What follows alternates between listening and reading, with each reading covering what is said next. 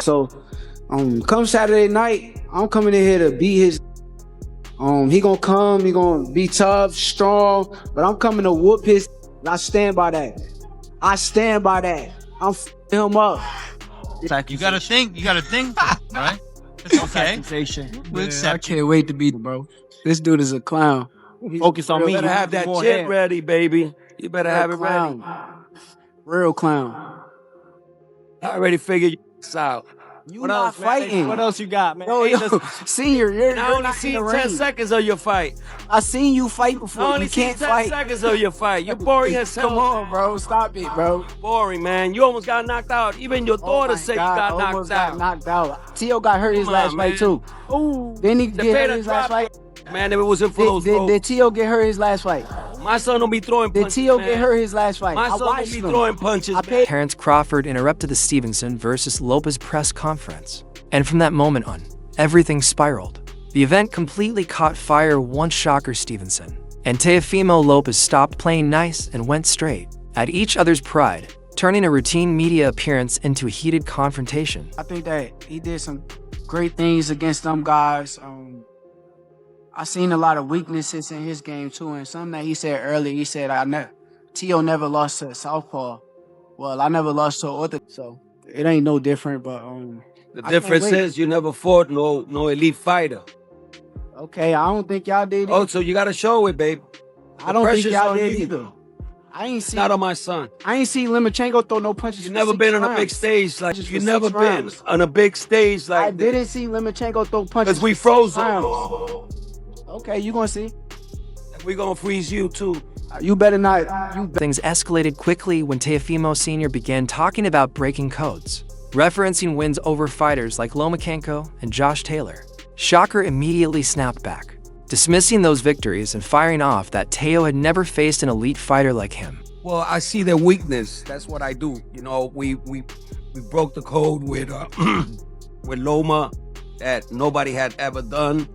You know, we didn't let him get comfortable in there. You saw 8 rounds. He didn't know what to do. I did the same thing with Josh Taylor, and we're gonna do the same thing with Shakur. Real hard. Man, what do you say to that, bro? Like, you him, bro. I just can't wait to beat him and shut him up, bro. Teo not on this level. Teo is a highlighter, but he's not on my level. I'm an elite level fighter, and come January 31st, I'm gonna show. It descended into non-stop verbal chaos. Shakur questioned Teo's mental strength, while Teo fired back by calling Shakur boring and overrated. Both camps talked over each other endlessly, making it feel less like a press conference and more like round 13 of a grudge fight. 100 times better come fight night against Teofimo Lopez than I was against Cepeda. 1,000 times better. Faster, sharper, stronger, mentally more on point, and I can't wait. Use holes in Teofimo's game. I know you don't want to give away your game plan at the kickoff press conference, but where are the weaknesses? Where are some of the weaknesses in his game? A lot of the weaknesses is in his mental. I think it's more mental than anything, and I'm going to expose it. Asterisk for interview asterisk, the tension peaked when the insults turned personal, voices rose, security stayed on edge, and the room felt one sentence away from turning into a full-blown brawl. Even promoters like Eddie Hearn tried to steer the moment toward legacy and greatness, but the fighters had already taken control of the atmosphere. This place is special. I think when this fight was talked about, I think both Shakur and Teofimo Lopez need a huge amount of credit for making this fight. Both of the guys are the respective. Teofimo Lopez, the #1 guy at 140, Shakur, the #1 guy at 135. And when I heard about this fight, I didn't expect it to happen. And, you know, the work that His Excellency's done, Ring Magazine, to make this fight quite sensational. But the icing on the cake is to see the fight at Madison Square Garden. For me, the absolute mecca of boxing. When Turki Alalshik called in, even his unimpressed tone added to the intensity. His calm reaction somehow made the chaos feel heavier. Like everyone in the room realized this situation was spiraling beyond normal promotion. This fight is the first step of crazy map of boxing next year and the beginning of 27. This is not easy fight. Thank you. By the end, both fighters were talking about domination, humiliation, and shutting the other up completely. What started as hype turned into a raw preview of just how personal this fight has become. This wasn't manufactured drama. This was real animosity spilling out. And January 31st suddenly feels unavoidable. So I just, I don't know. I don't think he can get it done Shakur when they do like, cause it's gonna be just a skill match. I don't think he's gonna try to rough Shakur up, and it's probably right after the press conference boiled over with emotion and pride. Teofimo's father grabbed the microphone, and the energy shifted instantly from chaos to calculated confidence. Listening to him, it was clear this wasn't trash talk. This was a father laying out a mindset. He brushed off Philly shell talk and stylistic comparisons, basically saying, we've seen it all. And we're not guessing, we're preparing. What stood out most was his emphasis on growth and mentality. Called out Crawford in the past, and Crawford stated, "Oh, you want to get to me?" Yeah, but he really want to fight Crawford, and we're gonna call him out after we beat up his boy. So that's the game plan. Even though you guys have, even if he requires you, well, he ain't gonna fight us, man. He ain't gonna fight the longest. My son is even willing to go up to 160 to fight him. Listen, speed kills. You know what I'm saying? Speed kills, and that's why we're gonna beat Shakur. He ain't faster than us, and we're gonna catch him.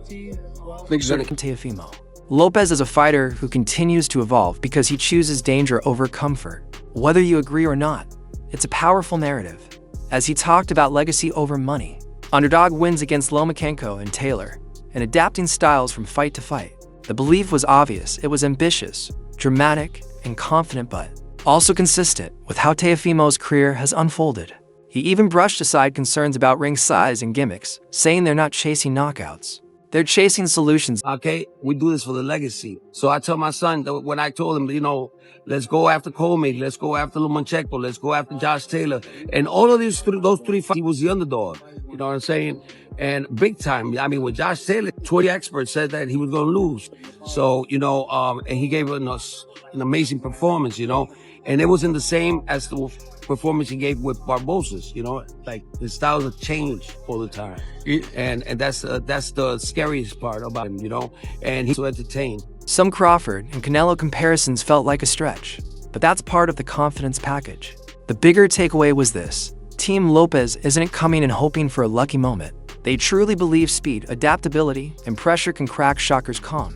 Whether that belief survives 12 rounds is another question, but psychologically, this wasn't noise, it was conviction.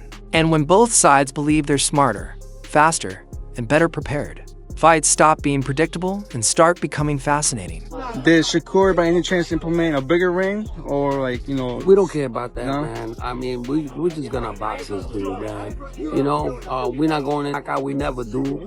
The only fight that my son looked composed is because he was dying in there, and he said that he felt better when he was attacking more.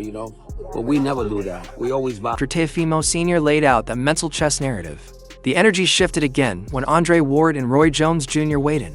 Now the perspective came from men who actually lived inside fights like this. Listening to them, it felt like grown man boxing insight. They agreed those weren't promotional words, they were fighting words. The sharpest point they made was this: Shakur Stevenson creates in real time. He doesn't need a script or momentum. He reads, reacts, and builds round by round. Teofimo Lopez is explosive and dangerous, capable of brilliance, but when chaos hits, he still benefits from structure to reset his rhythm.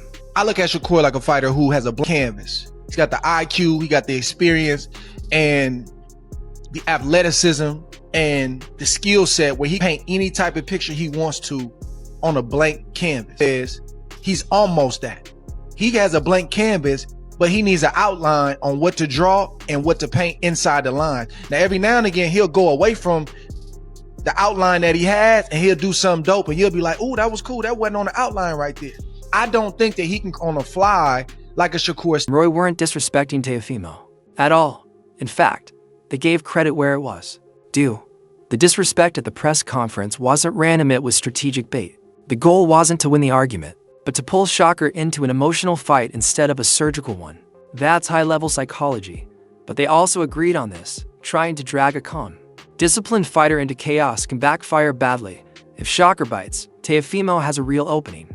If Shakur stays patient, the plan collapses. The legends even joke that if someone talked to them like that, fist would fly, but they admitted Shakur isn't wired that way. He doesn't need to win the moment. He just needs to win the night. And that's the difference. This fight isn't about who talks louder. It's about who keeps their head when the outline disappears and the canvas starts moving.